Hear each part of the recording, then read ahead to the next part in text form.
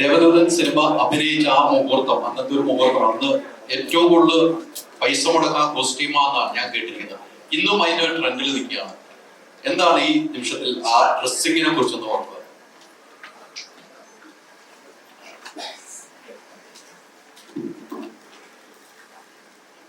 ഡ്രസ്സുകളെ കുറിച്ച് സിനിമയ്ക്ക് വേണ്ട രീതിയിൽ ആ ഡ്രസ്സുകൾ ഉണ്ടാക്കി എന്നുള്ളതാണ്. എപ്പോഴും അങ്ങനെ സംഭവിക്കാറില്ല. ഇത് ശരിക്കും ഒരു കളർ പാലറ്റ് ഉണ്ടാക്കിയല്ലേ, ഒരു കളർ സ്കീം ഉണ്ടാക്കി അങ്ങനെ ആ സിനിമ നമ്മൾ കാണാൻ യോഗ്യത രീതിയിലുള്ള ഡ്രസ്സുകളിലാണ് അതിൻ്റെ കളറൊക്കെ ഉണ്ടാക്കി കൊടുക്കുന്നത്. സാധാരണ പല സിനിമകളിൽ അങ്ങനെ സംഭവിക്കാറില്ല. എന്തെങ്കിലും ഡ്രസ്സുകൾ ഇടാം, ഇതിനു മുമ്പ് ഒരു കളർ മറ്റൊരു സ്കീമൊക്കെ ഉണ്ടാക്കി അത്തരത്തിലുള്ള ഡ്രസ്സുകളാക്കി. അതുകൊണ്ട് തന്നെ ആ സിനിമ ഇപ്പൊ കാണുമ്പോഴും നമുക്ക് അറിഞ്ഞോ അറിയാതെയോ വളരെ സന്തോഷം.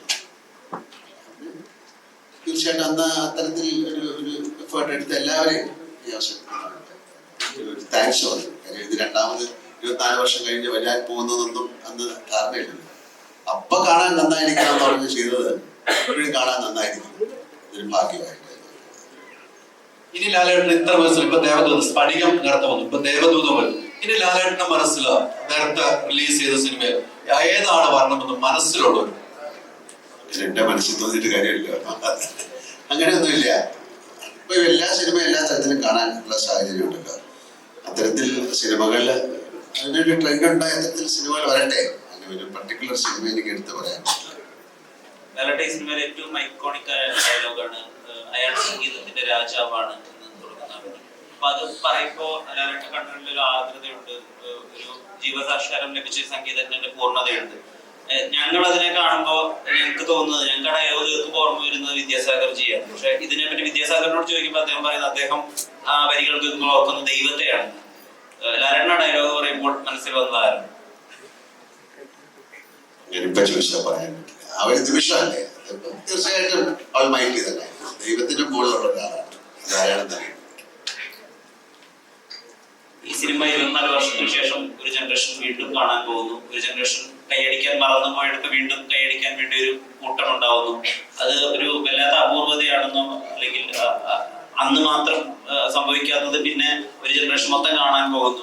ഈ പുതിയ ജനറേഷനോട് ദേവദൂതനെ പറ്റിയിട്ടൊരു ഇൻട്രോ ലാലേട്ടൻ എന്താ പറയുക?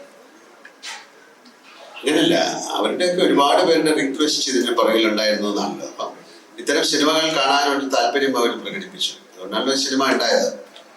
പിന്നെ ഇതൊരു ഭാഗ്യമാണ്. ഞാൻ നേരത്തെ പറഞ്ഞ പോലെ ഇതിന്റെ പ്രിന്റ് ഉണ്ടാകുക, ഇത് മാസ്റ്റർ ചെയ്യാൻ പറ്റുക, വീണ്ടും അതിന്റെ സൗണ്ട് ട്രാക്ക് ഉണ്ടാകുക, പല സിനിമകളിലും ഇല്ല. അതുകൊണ്ടാണ് ഞങ്ങൾ പറഞ്ഞത് ഇതൊരു ഭാഗ്യമാണ്. ആ ഭാഗ്യം ഈ സിനിമയ്ക്ക് ഉണ്ടാകട്ടെ എന്ന് പ്രാർത്ഥിക്കുന്നു. വീണ്ടും ഇത് സിനിമ തിയേറ്ററിലേക്ക് പോവുകയും ഞാൻ ഈ സിനിമ വീണ്ടും കുറ്റം പറയാൻ തുടങ്ങി കഴിഞ്ഞാൽ നമുക്കൊന്നും പറയാൻ പറ്റില്ല. ഈ സിനിമ വീണ്ടും കാണുക. നിങ്ങൾ കണ്ടിട്ട് ഒരു 24 വർഷം മുമ്പ് നിങ്ങളൊരു സിനിമ എടുത്തിരുന്നു. അങ്ങനെ അന്നേ മലയാള സിനിമ എൻറ്റിറ്റി വൈസ് ചെറിയൊരു സ്ഥലത്ത് നിന്നാണ് മലയാള സിനിമ ഉണ്ടാകുന്നത്. പക്ഷെ അതൊക്കെ ആ 24 വർഷം മുമ്പും നമ്മൾ ഇത് ക്രാഫ്റ്റിൽ ശ്രദ്ധിച്ചിരുന്നു എന്ന് ഒരു തലമുറയെ ഓർമ്മിപ്പിക്കുന്ന ഒരു സിനിമയായിട്ട് മാറട്ടെ എന്നാണ് ഞാൻ ആഗ്രഹിക്കുന്നത്.